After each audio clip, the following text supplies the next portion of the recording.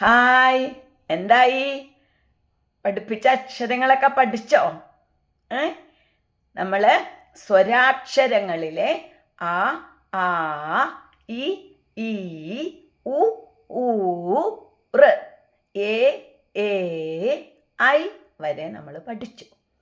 ഇന്ന് നമ്മൾ ഓ എന്ന അക്ഷരാണ്. ഓ എന്ന അക്ഷരം എങ്ങനെയാണ് നമ്മൾ ഓ എന്ന അക്ഷരം എഴുതണേ? എങ്ങനെ എഴുതണേന്നറിയോ?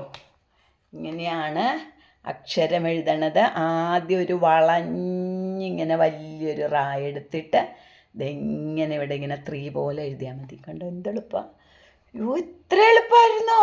ഓ, ഇത്ര എളുപ്പമായിരുന്നോ?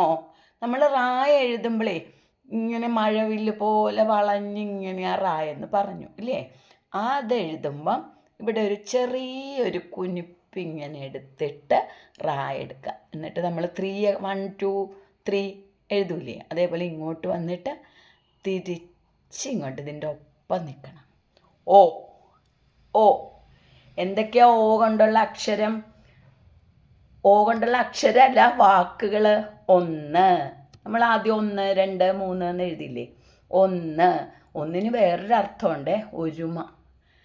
1, നമ്മൾ ഒന്നാണ്, അതായത് വ്യത്യാസമൊന്നുമില്ല എന്ന്.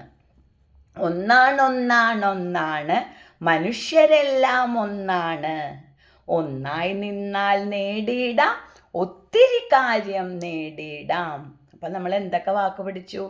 1, ഒന്നായി, പിന്നെ ഒത്തിരി, ഒരുമ. ഇതൊക്കെ ഓ കൊണ്ടുള്ള വാക്കുകളാണ്. ഓക്കെ, ഓ കൊണ്ടുള്ള വാക്കുകൾ. എന്തായിരുന്നു പാട്ട്? ഒന്നാണ് മനുഷ്യരെല്ലാം ഒന്നാണ്. ഒന്നായി നിന്നാൽ നേടിയിടാം, ഒത്തിരി കാര്യം നേടിയിടാം, ഒത്തിരി കാര്യം നേടിയിടാം. ഓക്കെ, പഠിക്കണം കേട്ടോ. ടാറ്റാ.